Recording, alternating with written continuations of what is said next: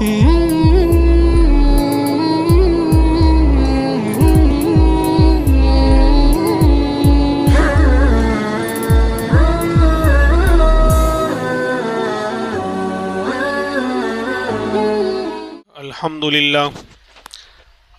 لله كفى وسلام على عباده الذين اصطفى أما بعد فأعوذ بالله من الشيطان الرجيم بسم الله الرحمن الرحيم صبغة الله ومن أحسن من الله صبغة ونحن له عابدون اللهم صدق الله العظيم اللهم صل على سيدنا محمد وعلى آل سيدنا محمد وبارك وسلم اللهم صل على سيدنا محمد وعلى آل سيدنا محمد وبارك وسلم اللهم صل على سيدنا محمد وعلى آل سيدنا محمد وبارك وسلم۔ قرآن کریم کی سورہ بقرہ کی پہلے پاری کی ایک آیت تلاوت کی گئی۔ اللہ تبارک و تعالیٰ نے اس میں بہت اہم بات بیان فرمائی ہے، اور اس آیت کا شان نزول یعنی یہ کب اور کس واقعے میں نازل ہوئی، تو واقعہ یہ پیش آیا کہ عیسائیوں کے یہاں جو کرسچن ہوتے ہیں ان کے یہاں جو ان کا گرجا گھر ہوتا ہے، عبادت گاہ ہوتی ہے، تو وہاں وہ لوگ اس کے صحن میں ایک تالاب بنایا کرتے تھے، اور اس تالاب کے اندر رنگین اور کلرنگ والا پانی اس کے اندر ہوتا تھا۔ جب بھی ان کے یہاں کوئی بچہ پیدا ہوتا تو اس کو 2-4 دن یا 7ویں دن اپنے پادری اور پوپ کے پاس لے جاتے گرجا گھر میں، اور یوں کہتے کہ بھائی اس کو عیسائی بنانا ہے، عیسائیت کا رنگ چڑھانا ہے اس کے اوپر۔ تو وہ کیا کرتا کہ وہاں کچھ تیل وغیرہ بھی دم کر کے وہ لوگ رکھتے تھے، تو پہلے اس کے اوپر تیل وغیرہ کی مالش ہوتی، پھر مالش کرنے کے بعد اس حوض کے رنگین پانی میں اس کو جو ہے غسل دیا جاتا، نہلایا جاتا۔ نہلانے کے بعد پھر وہ پادری اس بچے کو ان کے ماں باپ کے حوالے کرتا اور یوں کہتا کہ الآن سارا نصرانیا حقا، لے بھائی اب یہ سچا اور پکا عیسائی بن گیا، یعنی اس کے اوپر عیسائیت کا رنگ چڑھ گیا۔ جو وہ رنگین پانی جو ہوتا تھا اس سے نہلانے کے بعد اور یہ ان کی مذہبی رسم ادا کرنے کے بعد کہتے تھے یہ عیسائی بن گیا، اس کے اوپر عیسائیت کا رنگ چڑھ گیا۔ تو اللہ تبارک و تعالیٰ نے اس کے جواب میں یہ آیت پاک نازل فرمائی، ارے رنگ چڑھانا ہے تو اللہ کا رنگ چڑھاؤ، اللہ کی محبت کا رنگ چڑھاؤ، ایمان کا رنگ چڑھاؤ، کلمے کا رنگ چڑھاؤ، نیک اعمال کا رنگ چڑھاؤ۔ تو فرمایا صبغۃ اللہ، اللہ کے رنگ میں رنگو، اللہ کے رنگ میں رنگو۔ رنگنا ہے تو یہ اس طرح جو ہے ایک رسم اور غلط پانی سے جو ہے رنگنے سے کوئی جو ہے سچا پکا انسان نہیں بن سکتا، بلکہ اگر رنگنا ہے تو ایمان کے رنگ میں، قرآن کے رنگ میں، کلمے کے رنگ میں اور اللہ کی محبت کے رنگ میں رنگا جاوے۔ تو فرمایا صبغۃ اللہ، اللہ کے رنگ میں رنگ جاؤ، اللہ کی محبت کے رنگ میں رنگ جاؤ، ایمان کے رنگ میں رنگ جاؤ۔ اور فرمایا ومن احسن من اللہ صبغہ، اور اللہ کے رنگ سے اچھا رنگ کوئی ہے بھی تو نہیں۔ اسی لیے اللہ فرماتے ہیں کہ ہم کہہ رہے ہیں کہ ہمارے رنگ میں اور ایمان کے رنگ میں رنگو، کیونکہ اس رنگ سے اچھا کوئی رنگ ہے ہی نہیں۔ تو یہاں پر اللہ تبارک و تعالیٰ نے اس آیت پاک میں ہر ایمان والے کو یہ کہا، ہر انسان کو یہ کہا کہ ایمان کے رنگ میں اور کلمے کے رنگ میں رنگ جاؤ۔ صرف کلمہ پڑھو نہیں، صرف نماز ادا کرنا نہیں، صرف زکوٰۃ دینا نہیں، بلکہ ایمان کے اور اعمال کے رنگ میں پورے رنگ جاؤ۔ اس کی مثال دی جاتی ہے کہ جس طرح ایک کپڑا ہوتا ہے، سفید کپڑا ہے، آپ نے اس کو لال رنگ سے رنگ دیا تو اب وہ پورا لال نظر آئے گا، یا اس کو پیلے رنگ سے رنگ دیا تو وہ پورا مکمل پیلا اور یلو نظر آئے گا۔ اب بتانے کی ضرورت نہیں یہ لال رنگ کا کپڑا ہے، یہ پیلے رنگ کا کپڑا ہے، اس کا ایک ایک دھاگا، ایک ایک تانا بانا، ایک ایک سوت، وہ پورا جب لال رنگ میں رنگ دیا گیا تو وہ نظر آ رہا ہے۔ لال رنگ کا کپڑا نظر آ رہا ہے، پیلے رنگ کا کپڑا نظر آ رہا ہے، اب بتانے کی ضرورت نہیں یہ لال رنگ کا کپڑا ہے اور یہ پیلے رنگ کا کپڑا ہے، کیونکہ وہ تو جب رنگا ہوا ہے تو نظر آ رہا ہے۔ ٹھیک اسی طریقے سے اللہ تبارک و تعالیٰ بھی چاہتے ہیں کہ ہمارا بندہ اور یہ انسان، یہ کلمہ پڑھنے والا، یہ ہمارے رنگ میں اور دین کے رنگ میں اور ایمان کے رنگ میں مکمل رنگ جائے کہ سر سے لے کے پیر تک بدن کے ہر حصے سے نکلنے والے اعمال یہ بتا رہے ہوں کہ ایمان والا ہے۔ جس طرح وہاں کپڑا خود بتا رہا ہے میں لال کلر کا ہوں یا پیلے کلر کا ہوں، وہاں پوچھنا نہیں پڑتا، وہ نظر آ رہا ہے۔ ٹھیک اسی طریقے سے جب یہ ایمان والا صبغۃ اللہ، اللہ کے رنگ میں رنگ جائے گا تو سر سے لے کے پیر تک بدن کے ہر حصے سے نکلنے والے اعمال خود بتائیں گے کہ ایمان والا ہے۔ پوچھنا نہیں پڑے گا کہ تم مسلمان ہو، تمہارا نام کیا ہے، تمہارے اخلاق کیا ہے، کیریکٹر کیا ہے، کچھ نہیں، بلکہ اس کے بدن سے نکلنے والے ہر اعمال بتائیں گے یہ ایمان والا ہے۔ کیوں؟ اللہ کے رنگ میں رنگا ہوا ہے۔ اب کیا ہوگا کہ سر سے لے کے پیر تک سارے اعضاء بدن کے جتنے ہیں وہ اللہ کے حکم کے مطابق اور قرآن و سنت کے مطابق عمل کریں گے۔ جس کو اللہ نے کرنے کو کہا ہے وہ کریں گے، جس سے روکا ہے اس سے رک جائیں گے۔ اب سب سے پہلے دماغ ہے، دماغ کا سوچنا بدل جائے گا۔ اب گناہوں کو نہیں سوچے گا، کسی کو ظلم کرنے کے لیے نہیں سوچے گا، کسی کو پریشان کرنے کے لیے اور چیٹنگ کرنے کے لیے اور دھوکہ دینے کے لیے نہیں سوچے گا، گناہ کی باتیں نہیں سوچے گا، غلط چیزیں نہیں سوچے گا، غلط خیالات ذہن میں نہیں آئیں گے۔ کیوں؟ ایمان کے رنگ میں رنگا ہوا ہے تو ذہن کا، دماغ کا سوچنا بھی صحیح ہو جائے گا، اچھے کاموں کو سوچے گا، نیک عمل کو سوچے گا، اللہ کی مخلوق میں غور کر کے سوچے گا کہ اللہ نے کیسی کیسی چیزیں بنائی ہیں، اپنے ایمان کو مضبوط کرے گا، لوگوں کو مدد کرنے کے لیے اور کسی کے کام آنے کے بارے میں سوچے گا، نیک عمل کرنے کے بارے میں سوچے گا۔ کیوں؟ اس لیے کہ یہ ایمان کے رنگ میں رنگا ہوا ہے۔ ایسے ہی اس کے بعد آنکھ ہے، آنکھ کا دیکھنا صحیح ہو جائے گا۔ آنکھ وہی دیکھے گی جس کو دیکھنے کا اللہ نے حکم دیا، آنکھ وہ چیزیں اب نہیں دیکھے گی جس کے دیکھنے کو اللہ نے منع کیا ہے، تو آنکھوں کا عمل بھی درست ہو جائے گا۔ آج اگر ہمارے یہاں آنکھوں کا دیکھنا صحیح نہیں، آنکھوں کے اعمال صحیح نہیں، اس کا مطلب کلمہ تو ہم پڑھتے ہیں لیکن کلمے کے رنگ میں رنگے ہوئے نہیں ہیں۔ رنگا ہوا کپڑا جب نظر آتا ہے، پوچھنا اور بتانا نہیں پڑتا، تو ایسے ہی اگر ہماری آنکھ اور ہمارا بدن اللہ کے رنگ میں اور ایمان کے رنگ میں رنگا ہوگا تو آنکھ سے نکلنے والے اعمال بھی بتائیں گے کہ ایمان والا ہے۔ تو آنکھوں کا دیکھنا صحیح ہو جائے گا۔ اب گناہوں کو، غلط نامحرم کو نہیں دیکھے گا، غلط چیزوں کو نہیں دیکھے گا، بلکہ اس کی نگاہ پڑے گی تو اللہ کی مخلوق میں غور کرے گا کہ اللہ نے کیسی کیسی چیزیں بنائی ہیں۔ اس کی نگاہ جو ہے قرآن کریم پر پڑے گی، اچھی کتابوں پر پڑے گی اور اللہ کے گھر پر اور اچھی چیزوں کو دیکھے گا۔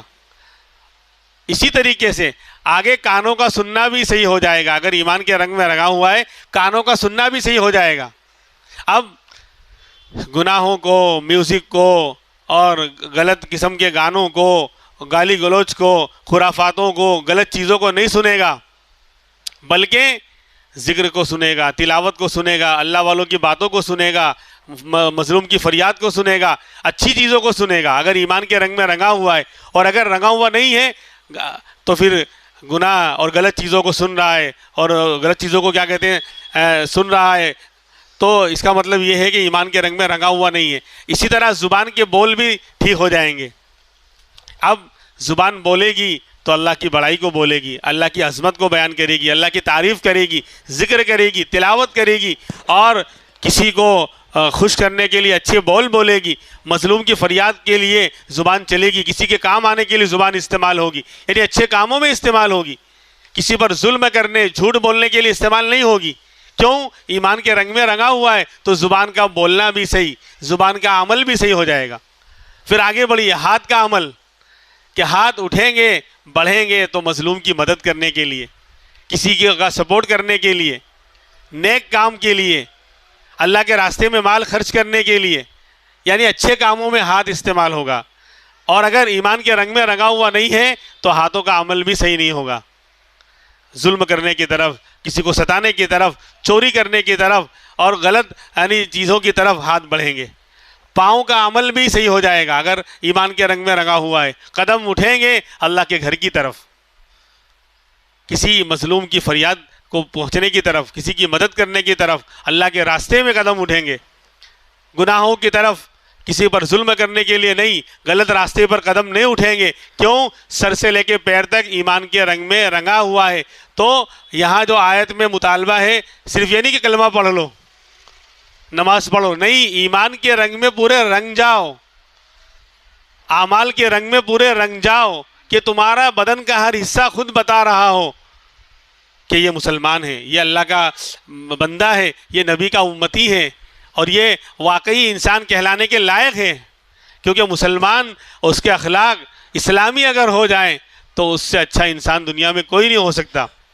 اور یہ بات اللہ کے رسول صلی اللہ علیہ وسلم نے 12-13 سال مکی زندگی میں صحابہ کرام کو اور اپنے ساتھیوں کو ایمان کے رنگ میں رنگایا ہے، محنت کروائی ہے، جان مال وقت سب کچھ لگوا کر، سب کچھ کھپا کر ایمان کے رنگ میں ایسا رنگا ہے کہ ان کے سر سے لے کے پیر تک بدن کا ہر عمل خود بتایا کرتا تھا یہ مسلمان ہے، یہ نبی کا عاشق ہے، یہ اللہ کا بندہ ہے، اور یہ انسان کہلانے کے لائق ہے. ایک ایک صحابی اسی لیے جہاں جاتا تھا وہ وہاں ہدایت کی ہوائیں چل جایا کرتی تھی. اور مشکل سے مشکل حکم اللہ کا آ جائے، کیونکہ ایمان کے رنگ میں اور اللہ کی محبت کے رنگ میں رنگے ہوئے ہوتے تھے، اس لیے اگر مشکل سے مشکل حکم آ جائے فوراً عمل کرنا شروع. مثال کے طور پر شراب کی حرمت کا، شراب کے حرام ہونے کا حکم آیا. شراب ان کے یہاں 300 سال سے وہ لوگ پیتے آ رہے تھے. عرب میں اسلام آنے سے پہلے زمانے جاہلیت میں جیسے بت پرستی، بتوں کی جو پوجا ہوتی تھی وہ 300 سال سے چلی آ رہی تھی، تو ایسے ہی شراب بھی وہ لوگ 300 سال سے پیتے آ رہے تھے. ظاہر سی بات ہے کہ ایک اتنی پرانی عادت، اور وہ پھر ایسا نہیں کہ بلکہ پوری سوسائٹی، پورا سماج اس کے اندر مبتلا تھا، ملوث تھا. اور ان کے یہاں عزت اور ذلت کا معیار یہ ہوتا تھا کہ جس کے یہاں جتنی پرانی شراب ہوگی اتنا زیادہ عزت والا مانا جائے گا. یعنی عجیب معاملہ، جاہلیت کا ایسا دور تھا کہ شراب جس کے یہاں زیادہ پرانی ملے گی وہ زیادہ عزت والا مانا جائے گا. تو ظاہر سی بات ہے کہ جو ایسی محبوب چیز ہو جس کے اوپر عزت اور ذلت کے فیصلے ہو رہے ہوں، اور جو چیز 300 سال سے عادت پڑی ہوئی ہے، باپ دادا، لکڑ دادا، چھکڑ دادا کے زمانے سے چلا آ رہا ہے معاملہ، 300 سال سے پیتے ہوئے آ رہے شراب، ایک دم سے حکم آیا، کیا اس پر ایک دم سے عمل ہو سکتا ہے؟ لیکن ہوا. جب شراب کی حرمت آئی، انما الخمر والمیسر والانصاب والازلام رجس من عمل الشیطان فاجتنبوہ. 7ویں پارے میں یہ آیت پاک شراب کی حرمت اور جوئے کی حرمت کے بارے میں نازل ہوئی. تو آپ تشریف فرما ہیں، ایک صحابی بیٹھے ہوئے ہیں، صدیق اکبر نہیں تھے، فاروق اعظم نہیں تھے، عثمان غنی نہیں تھے، حضرت علی نہیں تھے، طلحہ، زبیر اور سعد بن ابی وقاص، ابو عبیدہ ابن جراح، یعنی بڑے بڑے، ابو ہریرہ یا بلال، یعنی بڑے صحابہ میں سے کوئی نہیں تھا. ایک عام صحابی بیٹھے ہوئے ہیں.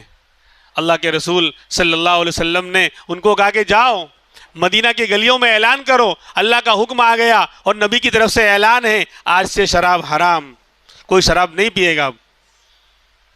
اور وہ عادت کیا ہے؟ 300 سال سے چلی آ رہی ہے، اور عزت کا معیار سمجھی جاتی تھی شراب، اس پر عزت اور ذلت کے فیصلے ہوتے تھے. وہ صحابی کہتے ہیں میں گیا، نبی کا حکم تھا کہ جاؤ اعلان کرو مدینہ کی گلیوں میں، آج سے شراب حرام. وہ صحابی کہتے ہیں کہ میں گیا اور میں اعلان کر کے جب واپس آ رہا تھا تو شراب مدینہ کی گلیوں میں اس طرح بہہ رہی تھی جس طرح بارش کے موسم میں پانی بہتا ہے. فوراً عمل. میرے جیسا ہوشیار، وہ لوگ ہوشیار نہیں تھے دین کے معاملے میں، زیادہ چاپٹر اور چاپلوس نہیں تھے میری طرح اور آج کل کے انسانوں کی طرح. کیا بولے؟ آواز نہیں آئی تھی، بول دینا کہ آپ سنے ہی نہیں ہم نے. پھر یا کہ اتنا بڑا حکم آپ دے رہے ہیں اور ایک معمولی صحابی کو بھیج دیا. ارے ابو بکر کو بھیجنا چاہیے تھا، ارے حضرت عمر کو بھیجنا چاہیے تھا. آج کا مسلمان خود تو اس کے پاس علم نہیں، علم والوں کو کیا کہتے ہیں، مسئلہ بتاتا ہے کہ اس طریقے سے یعنی آپ کو فتویٰ اس طرح دینا چاہیے تھا، آپ کو مسئلہ اس طرح بتانا چاہیے تھا، آپ کو یعنی دین کی خدمت اس طرح کرنی چاہیے. کیوں؟ اس لیے کہ میں تو اس لائن کا ماسٹر ہوں، ڈگری حاصل کر رکھی ہے. بولیے نیا مسئلہ کہاں سے آ گیا؟ قرآن و حدیث کا مسئلہ نیا لگ رہا ہے. قرآن و حدیث 1400 سال پہلے جو نازل ہوا تو اس کا مسئلہ نیا کیسے ہوگا؟ ہم نے تو کبھی سنا ہی نہیں. یعنی جیسا مطلب وہ صاحب جو بیان فرما رہے کہ ہم نے سنا نہیں، اس کا مطلب کہ وہ پیدا ہوئے ہیں قرآن و حدیث کے اندر ہی، ایسا لگتا ہے بچپن سے، زندگی کا دور دور سے قرآن و حدیث سے واسطہ نہیں ہے، نبی کی زندگی سے کوئی رابطہ نہیں ہے، اور دین سے کوئی تعلق نہیں ہے، اور کہ ہم نے تو کبھی سنا نہیں۔ کہاں سے سنو گے بھائی؟ تمہارا دین سے کوئی تعلق ہی نہیں ہے، کلمے تک کے الفاظ درست نہیں، بہت سے مسلمان ایسے بھی ہیں کلمے تک کے الفاظ درست نہیں، اور کہہ رہے ہم نے تو یہ مسئلہ سنا ہی نہیں۔ کہاں سے سنو گے؟ جب دینی ماحول میں رہو گے تو سنو گے نا۔ قرآن و حدیث تو پرانا ہے تو مسئلے بھی پرانے ہیں۔ خیر، تو اس طرح کا معاملہ نہیں ہوا، کیوں؟ وہ ایمان کے رنگ میں رنگے ہوئے تھے، ہماری طرح صرف کلمہ صرف زبان سے پڑھا تھا، اور پھر پتہ نہیں مہینے اور سال گزر جاتے ہیں بہت سے گھرانوں میں، اور بہت سے کیا کہتے ہیں گھر میں اللہ کا نام لیے ہوئے اور لا الہ الا اللہ محمد الرسول اللہ اور بڑائی کے دو بول بولے ہوئے کئی مہینے گزر جاتے ہیں، دنیا بھر کی گالیاں بلوا لو۔ یعنی آج کل کا تو عجیب معاملہ ہے، یعنی غصے میں اور جھگڑے میں تو گالی بولے ایک سمجھ میں آتا ہے، لیکن بات میں تکیہ کلام بنا ہوا ہے۔ نوجوانوں کو دیکھو کہاں جا رہا ہے، خالی جگہ آپ سمجھ لو، یعنی خوشی کی بات میں نہ جھگڑا بھی نہیں، وہاں بھی گالی، اور احساس بھی نہیں۔ اتنا تھرڈ کلاس کی لینگویج بنا لی ہے، اتنی گری ہوئی زبان یعنی بنا لی ہے کہ بات میں گالی دے رہا، اس کو احساس بھی نہیں ہے۔ یعنی اس میں مخصوص کی گالی ہوتی نہیں ہوتی، کہاں جا رہا ہے آپ سمجھ لو، خالی جگہ میں نہیں بول سکتا وہ لفظ میں نہیں بول سکتا، اس میں مخصوص کا نام لیتے ہیں بار بار ہر جملے میں نوجوان۔ یعنی آپس کوئی جھگڑا نہیں ہو رہا ہے کہ دوست کو بلا رہا ہے، کہاں جا رہا ہے، کیا کر رہا ہے بے، پھر آگے وہ گالی، کہاں جا رہا ہے بے، پھر آگے گالی، یعنی احساس بھی نہیں۔ اتنا تھرڈ کلاس یعنی اپنی لینگویج کو بنا، اس پر فخر کرتے ہیں، اس پر فخر۔ تو بہرحال ایسا معاملہ نہیں تھا، ایسا سماج نہیں تھا، وہ تو ایمان کے رنگ میں پورے رنگے ہوئے تھے صحابہ کرام۔ تو یہ نہیں کہا کہ صدیق اکبر کو کیوں نہیں بھیجا، فاروق اعظم کو کیوں نہیں بھیجا، بڑے صحابہ کو بھیجنا چاہیے تھا، اتنا بڑا اعلان ہو رہا ہے شراب حرام، لیکن نہیں، بلکہ ایک عام صحابی کو بھیجا، اور وہ کیا کہہ رہے ہیں کہ جب میں اعلان کر کے واپس آ رہا ہوں تو شراب مدینہ کی گلیوں میں اس طرح بہہ رہی ہے جس طرح بارش کے موسم میں پانی بہتا ہے۔ دھڑا دھڑ لوگوں نے اپنے مٹکے اپنے برتن شراب کے فوراً توڑ دیا اور شراب کو بہا دیا کہ نبی کا اعلان ہے، اللہ کا حکم ہے۔ یہ بات اللہ سے محبت، نبی سے محبت تھی، اور اللہ کی محبت میں اور نبی کی محبت کے رنگ میں رنگے ہوئے تھے، سر سے لے کے پیر تک سب کچھ لگایا تھا، سب کچھ کھپایا تھا تو ایمان کو حاصل کیا تھا، تو ایمان زندگیوں میں آیا تھا، سب کچھ لگایا تھا تو ایمان کو پایا تھا۔ اس لیے جب اللہ کا فرمان کان میں آیا تھا فوراً اس پر عمل درآمد آیا تھا، فوراً عمل کرنا شروع۔ نکل کے دیکھا بھی نہیں کہ کون اعلان کر رہا ہے، کیوں؟ یہ یعنی اتنا زیادہ نیکی اور تقوی والا ماحول تھا کہ کوئی جھوٹ بول ہی نہیں سکتا نبی کی طرف نام لے کر۔ فوراً کانوں میں بات پڑی کہ شراب حرام، اللہ کا حکم اور نبی کا اعلان، شراب حرام، سب کچھ توڑ دیا، اور اتنی شراب بہائی، اتنی بہائی کہ بعض کتابوں میں ہے کہ 2-3 سال تک جب بھی بارش ہوتی مدینہ میں تو مٹی سے جو ہے شراب، جب مٹی گیلی ہوتی تو شراب کی بو آتی تھی۔ یعنی کتنا زیادہ شراب کو بہایا گیا کہ مٹی نے اندر شراب کو جذب کر لیا تھا، اندر لے لیا تھا، کہ جب بھی بارش ہوتی 2-3 سال تک یہ ماحول رہا تو اندر سے شراب کی بو آتی تھی، اتنا شراب کو انہوں نے بہایا۔ بلکہ ایک صحابی کا تو لمبا چوڑا شراب کا کاروبار تھا، کئی 100 اونٹ پر باہر سے شراب کا مال مصر سے یا کہیں سے جو ہے لد کر آیا ہوا ہے۔ پہلا اونٹ مدینے کے اندر ہے تو آخری اونٹ کئی کلومیٹر دور ہے، کئی 100 اونٹوں پر لاکھوں کا سامان شراب کا لد کر آیا ہوا ہے۔ جب کانوں میں بات پڑی کہ شراب حرام، مدینہ کے باہر ہی ساری شرابوں کے یعنی مشکیزیں جو چمڑے کے ہوتے ہیں سب کو چاک کر کے پھاڑ کر وہیں پر شراب کو بہا دیا۔ یہ ہے کہ نہیں، اللہ کا حکم آ گیا، اب 1 روپیہ بھی لینا اس کے لیے یعنی اس پر حرام۔ اور آج یہ مسئلہ پوچھنے کا نہیں، لون ناجائز سے پوچھنے کے نہیں، پوچھیں گے تو پھنسیں گے نا۔ کل معلوم پڑے گا جب آنکھ بند ہوگی، اور پھر آنکھ بند ہونے کا کیا دنیا میں اللہ دکھاتا ہے۔ اچھے لوگ دین صرف نماز روزے اور داڑھی ٹوپی اور کرتے پہننے کا نام دین نہیں ہے۔ نماز اور اعمال تو بعد میں آئیں گے، پہلے روزی کو صحیح ہونا چاہیے۔ اللہ نے حلال روزی دے رکھی ہے، ایسے سینکڑوں مثالیں مل جائیں گی، سینکڑوں مثالیں اس طرح کی مل جائیں گی۔ اللہ نے حلال روزی دے رکھی ہے، گزارا ہو رہا ہے، اچھا خاصا کھا رہے ہیں پی رہے ہیں، لیکن یعنی چند لاکھوں میں کھیل رہے تھے کہ اب کروڑوں میں کھیلنے والا بن جاؤں. 2-5 لاکھ کے مالک تھے کہ 10-20-50 لاکھ کا مالک بن جاؤں. ایک کارخانہ تھا دوسرا کارخانہ ہو جائے. ایک دکان تھی دوسری دکان ہو جائے. میں بھی جو ہے کروڑوں میں کھیلنے والا بن جاؤں. تو اب حلال کاروبار میں اب حرام کو ملا رہے ہیں, لون لے رہے ہیں. مجبوری تھی مفتی صاحب, مولانا صاحب مجبوری, کائے کی مجبوری, بھوکے مر رہا ہے. مجبوری کس کو کہ دین اتنا گہرائی والا ہے, اتنا شاندار دین, اور قرآن اللہ نے ہمیں عطا فرمایا ہے کہ کوئی مسئلہ لاؤ تو صحیح اس کا حل نہ نکلتا ہو. یعنی مجبوری کس کو کہتے ہیں وہ بھی دین نے بتایا ہے. تم ہم کو بتاؤ کہ مجبوری ہے. مجبوری کہاں ہے, کہاں پر یعنی لون لے سکتے ہیں اور کہاں پر نہیں لے سکتے, اور سود کا یعنی حرام چیز کب حلال ہو جاتی ہے کب نہیں ہوتی, اللہ نے سب سارا مسئلہ قرآن و حدیث کے اندر بیان کر دیا ہے. اور ان مفتیان کرام اور دین کے جو صحیح علم رکھنے والے لوگ سب جانتے ہیں. تو کائے کی مجبوری تھی؟ ایک کارخانہ چل رہا تھا, دوسرا کرنے کی ضرورت کون سی مجبوری تھی؟ کون سا تو بھوکے مر رہا تھا اور سب کچھ ٹھیک ہو رہا تھا, انکم بچ بھی رہی تھی, بیلنس بچ بھی رہا تھا. لیکن کیا ایک نشہ سوار ہو گیا کہ میں بھی کروڑ پتی بن جاؤں, میں بھی جو ہے لاکھوں میں کھیلنے والا بن جاؤں.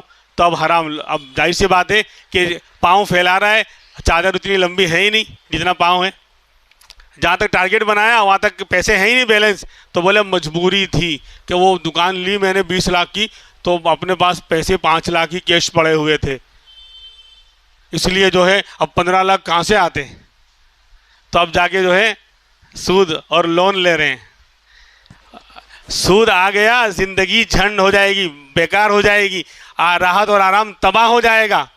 ایک مثال لا کر دے دے, میں اعلان کر رہا ہوں جمعہ کے بیان میں. سود کے کاروبار میں جو پھنسا ہو, زندگی میں سکون اگر ہے, میرا گریبان پکڑ لے آ کر. کیا سمجھ رکھا ہے لوگوں نے؟ حرام آئے گا بھی بہت بہت جلدی آ رہا ہے, 1 کا 10 لیکن جائے گا 20 کا 50. جو رب دینا جانتا ہے وہ لینا بھی اچھی طرح جانتا ہے. حرام طریقے سے کہ یہی تو لگ رہا ہے ابھی وہ ایک کمپنی جو ہے وہ بند ہو, یعنی ایسارے کے نام کی ایک کمپنی تھی, اور اس طرح اور بھی ہے.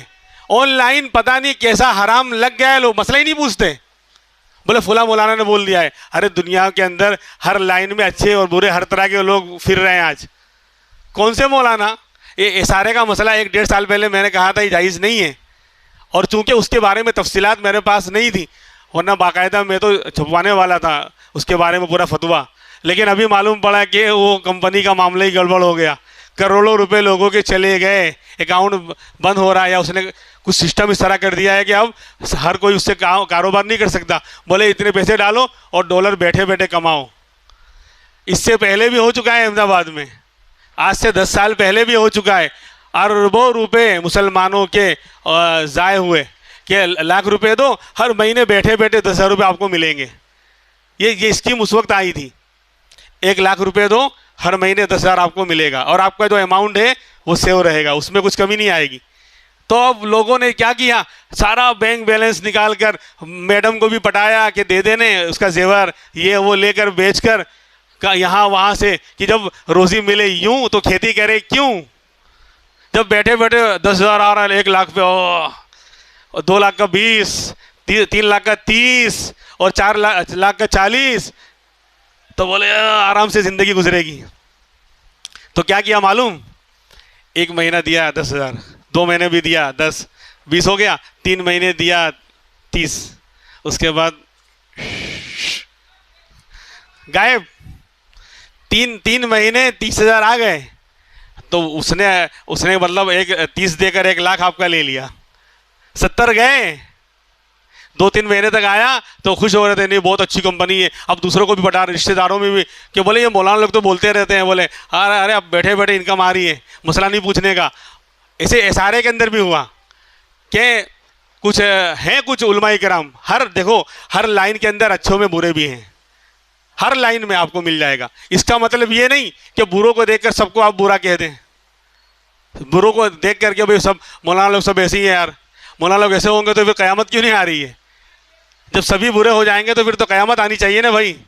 اس کا مطلب نہیں اچھے لوگ ہیں دنیا میں, اسی لیے نظام چل رہا ہے.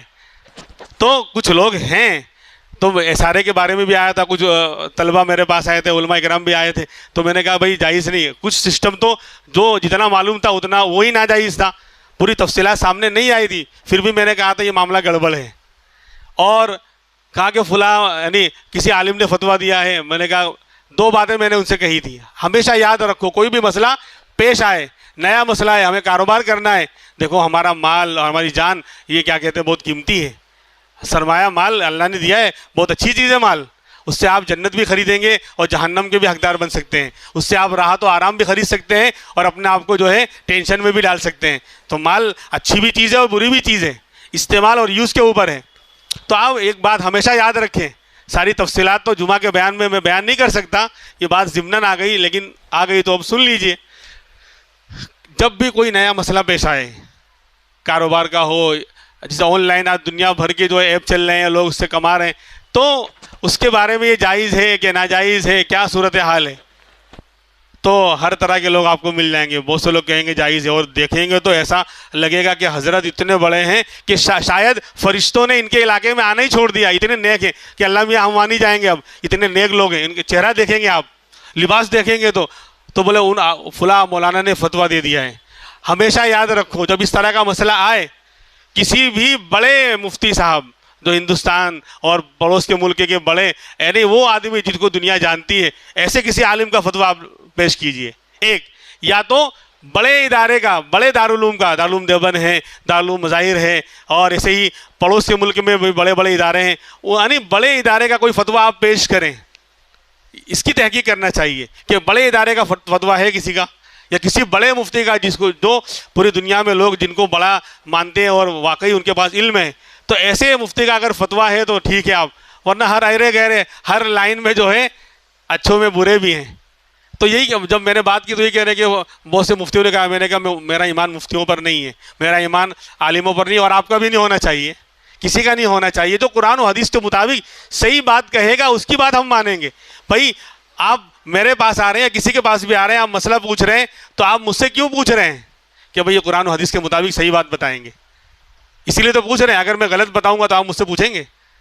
میرے اوپر اعتماد اس لیے ہے یا کسی اور مفتی پر اعتماد اور بھروسہ اس لیے ہے کہ وہ قرآن و حدیث کے مطابق صحیح رہنمائی کر رہا ہے، اور اس کی باتیں اور اس کے اعمال پہلے سے لوگوں میں مشہور ہے کہ نہیں یہ آدمی صحیح بات بیان کرتا ہے اور فتویٰ صحیح دیتا ہے، تو لوگوں کو اس پر اعتماد ہے۔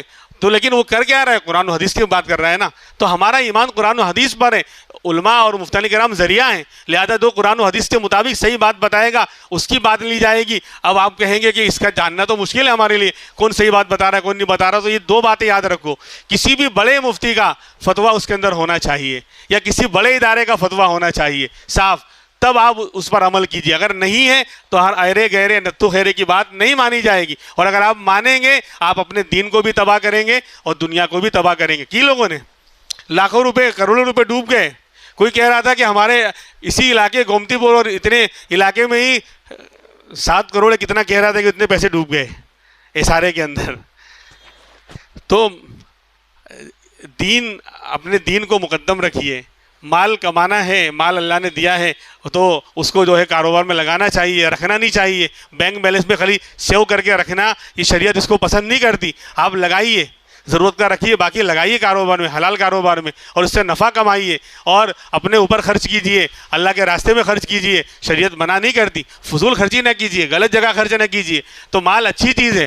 تو بہرحال تو بات ہی چل رہی تھی، یہ تو بات ضمناً آ گئی، اس لیے جو لوگ دین کے معاملے میں ہوشیار بنیں گے تو وہ بیوقوف ہیں، ان سے بڑا بیوقوف کوئی نہیں۔ جو زیادہ چیٹنگ کرے گا، اللہ اور رسول کے مسئلے میں چیٹنگ کر رہا ہے کہ ناجائز طریقے سے کاروبار کر رہے ہیں، لون لے رہے ہیں، یہ کر رہے ہیں، اللہ نے حلال کاروبار دیا تھا اس میں حرام کو گھسا رہے ہیں۔ ایک دکان تھی، اب دوسری دکان کے لیے چادر ہے ہی نہیں، پھیلانے کے لیے اتنی لمبی چادر ہے ہی نہیں، پھر بھی اب لون لے رہے ہیں حرام کو، کہ آ جا اور میرے سب کو ستیہ ناش کر دے، زندگی کا جو ہے چین سکون چھین لے، آ جا، اور پھر پریشانی رہتے ہیں۔ ارے مال آ گیا تو بھی کیا، اللہ نے قرآن میں صاف کہہ دیا یمحق اللہ الربا ویربی الصدقات، کہ اللہ سود کو مٹاتے ہیں اور صدقات کو بڑھاتے ہیں۔ عجیب بات ہے، جہاں جا رہا ہے اللہ کہہ رہے نہیں جا نہیں رہا، آ رہا ہے۔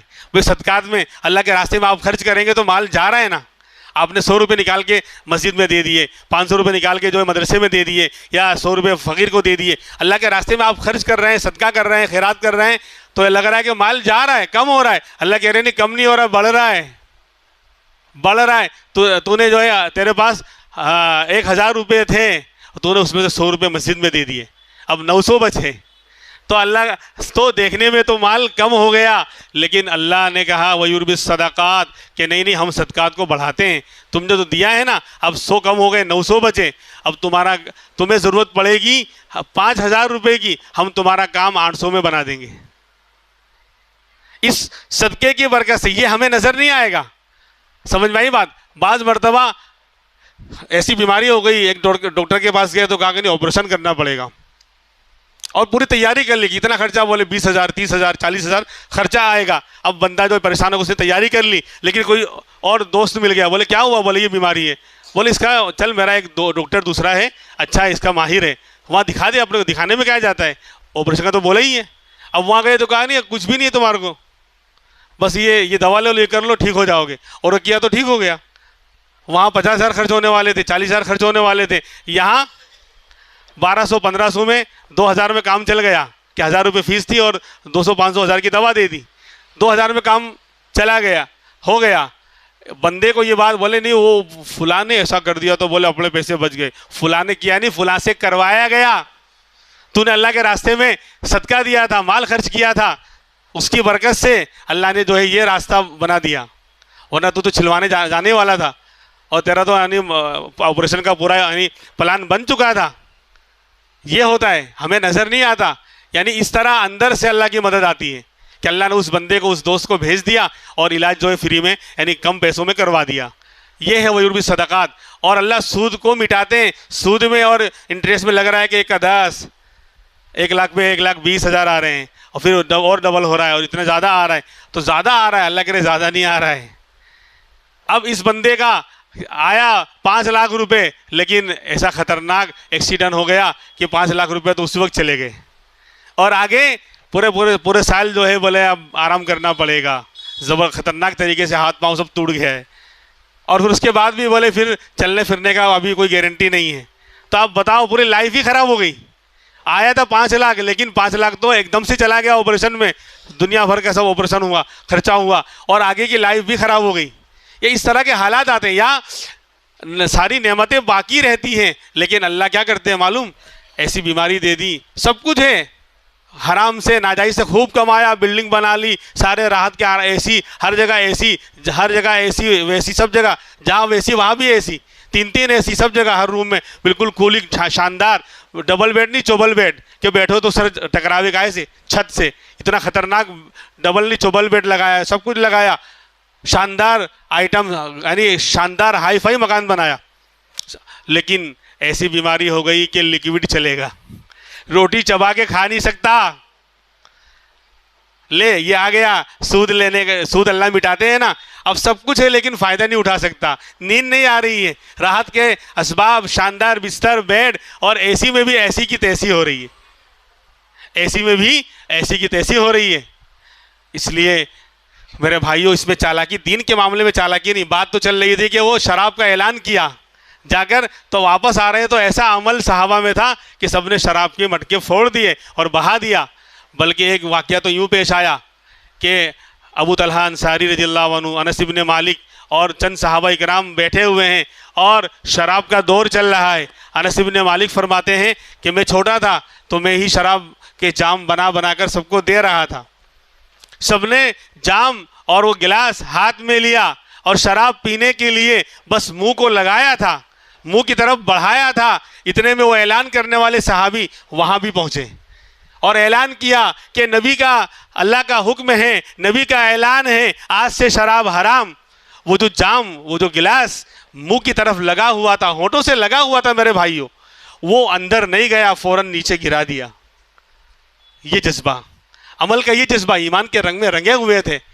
یعنی ہمارے جیسا ہوتا تو یہ تو ہو ہی نہیں سکتا. پی لیتا پھر بولتا کہ کیا کہہ رہے ہو، بولے بعد میں دیکھیں گے، بعد میں دیکھا جائے گا. یعنی آرام سے گڑا گڑ پی لیتے، پھر پوچھتے کہ کیا بولا، بولا ان کو آواز برابر نہیں آئی. یہ چالاکیاں وہاں نہیں تھی، کیونکہ ایمان کے رنگ میں تو رنگے ہوئے تھے، ہمیں بھی ایمان کے رنگ میں رنگنا ہے. اسی لیے جہاں جاتے تھے ایک صحابی، اکیلا صحابی، نبی کا امتی اور نبی کا ساتھی، پورے ملک، پورے شہر کی ہدایت کے لیے کافی ہوتا تھا. انڈونیشیا کا ملک، وہاں اسلام کیسے آیا؟ صحابہ کرام نے یعنی کاروبار کرنے گئے تھے، تجارت کرنے گئے تھے، وہاں جا کر کپڑوں کی اور اس کی دکان کھولی. اور چونکہ اخلاق اچھے تھے، کیریکٹر اچھا تھا، لوگوں سے تعلیم لے کر آئے تھے. صرف نماز پڑھنا ہی دین تھوڑی ہے، صرف زکوٰۃ دینا ہی دین تھوڑی ہے، روزے رکھنا ہی صرف دین تھوڑی ہے. اصل تو معاملات ہے. بھئی نماز 24 گھنٹے میں 1-1.25 گھنٹہ لگے گا، پانچوں ٹائم کا آپ نکالیں حساب. زکوٰۃ تو سال میں 1 مرتبہ ہے، روزہ سال میں 1 مہینہ ہے، 11 مہینے کہاں. اور نماز کا 1-1.25 گھنٹہ جو پڑھتے ہیں 5 ٹائم کی، 1 سے 1.25 گھنٹہ لگے گا سب ملا کر. باقی 22-23 گھنٹے کی زندگی تو باہر ہے، اس میں بھی 8-10 گھنٹہ کاروبار میں ہے، 4-5 گھنٹہ لوگوں سے ملاقات میں ہے. یعنی 12-13 گھنٹے کی لائف انسانوں کے ساتھ گزرتی ہے. عام طور پر 12-13-14 گھنٹے کی لائف جو انسان یعنی لوگوں کی یعنی کاروبار میں یا لوگوں سے ملنے جلنے میں گزرتی ہے.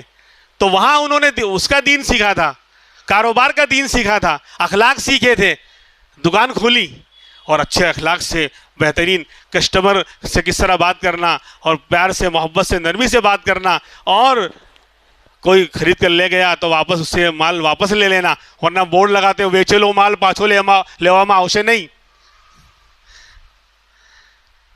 خیر اب مسئلے کا تو ٹائم نہیں ہے. یعنی بیچا ہوا مال واپس نہیں لیا جائے گا. کیوں نہیں لیا جائے گا؟ اب کہتے ہیں کہ نہیں، لوگ لے جاتے ہیں پھر وہ 4 مہینے کے بعد واپس کرنے آ رہے ہیں. سیزن نکل گیا، 1000 روپے کی آئٹم 200 میں بھی نہیں بکے گی اب. اس لیے ایسا کرنا پڑتا ہے مولانا کہ لوگ لے گئے، وہ 6 مہینے کے بعد واپس کرنے آ رہے ہیں کہ میں وہ بھول گیا تھا اور وہ رکھا ہوا تھا، اب پسند نہیں ہے، آپ واپس لے لو. تو بھائی اس کا بھی راستہ ہے، ٹھیک ہے. یعنی شریعت نے کہا ہے کہ بھائی کوئی لے گیا اور بیچارہ پچھتا رہا ہے، اس کو نہیں خریدنا تھا یا اس کو ضرورت پیش آ گئی پیسوں کی، آپ اقالہ کر لو. اقالہ مطلب اس بے کو فس کر دو، جو معاملہ ہوا تھا اس کو ختم کر دو، اس کے پیسے واپس کر دو. کیوں؟ اس پر فضیلتیں. جو اس طرح اپنے شرمندہ بھائی سے اس کی بے کو توڑے گا، اقالہ کرے گا، اس کے پیسے واپس کرے گا، اللہ کل قیامت میں اس کے گناہوں کا اقالہ، گناہوں کو مٹا دیں گے اس عمل پر کہ بیچا ہوا مال واپس لے لیا. سامنے والا کسٹمر شرمندہ تھا، اس پچھتا رہا تھا، یار میں نے خواہ مخواہ خرید لیا، میں نے مطلب میرے بھائی بھی یہ آئٹم لے کر آ گیا، اب ڈبل ہو گئی، اب مجھے یعنی ضرورت نہیں ہے، آپ واپس کر لو. بولے ٹھیک ہے کوئی بات نہیں. تو اب بولے لوگ 6 مہینے بعد لائیں گے تو سیزن چلا جائے گا تو ہمارا نقصان ہے. تو بھائی یہ کہو کہ ہفتہ 10 دن 15 دن کا آپ وہ لگا دو، ٹائم لگا دو. یہ بیچ کا راستہ ہے کہ بھائی بیچے لو مال 10 دن میں پاچھو لیواما اوشے. فروخت کی ہوئی اشیاء 10 دن کے اندر واپس لی جاتی ہیں. ٹھیک ہے، اب بیچ کا راستہ ہو گیا کہ 10 دن کے اندر آپ واپس کرنا چاہے تو کر سکتے ہیں، تاکہ اس کا سیزن بھی خراب نہیں ہوگا. ابھی سیزن چل رہا ہے تو وہ آئٹم واپس ریٹرن آ گئی تو وہ بک جائے گی، وقت چل رہا ہے ابھی. بہرحال تو انہوں نے اس طرح جا کر کاروبار شاندار طریقے پر کیا کہ وقت نماز کا وقت ہوتا تو پیار سے بند کرتے اور سب کو دعوت دیتے کہ بھئی اللہ کا حکم آ گیا، اب کاروبار نہیں ہوگا، اس کے بعد ہوگا. تو وہاں لائنیں لگنے لگی، لوگوں کی دکانیں دوسری کھلی ہوئی ہیں لیکن لوگ وہی جا رہے ہیں. دکان بند ہو گئی نماز کے ٹائم پہ تو بھی لائن لگا کے کھڑے ہوئے ہیں. بولے کیوں؟ ان کے کردار اچھے ہیں، ان کے اخلاق اچھے ہیں، لوگ ان سے قریب آ رہے ہیں.